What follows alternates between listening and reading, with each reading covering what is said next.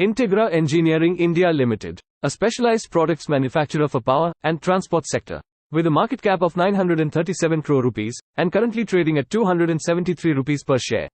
The company has a 28% CAGR for 3-year sales growth and 47% CAGR for 3-year profit growth.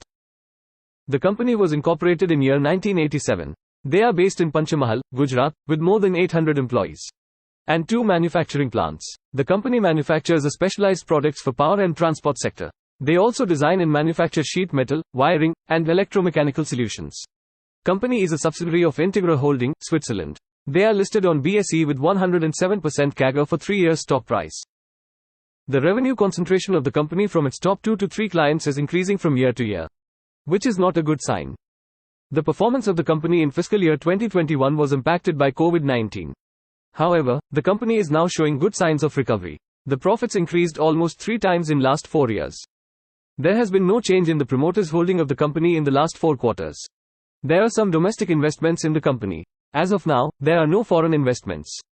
Some clients of the company are Alstom, Hind Rectifier, CAF Power and Automation, Siemens, BHEL, Medha Servo, and many more.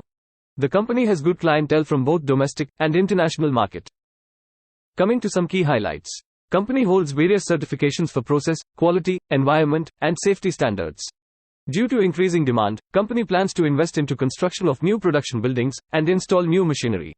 They have 50,000 square meters of open land at disposal for future expansion. The company started exports since last fiscal year, and their current revenue concentration is 2% from exports and 98% from domestic. The company is generating more than 80% of total revenue from contract manufacturing business.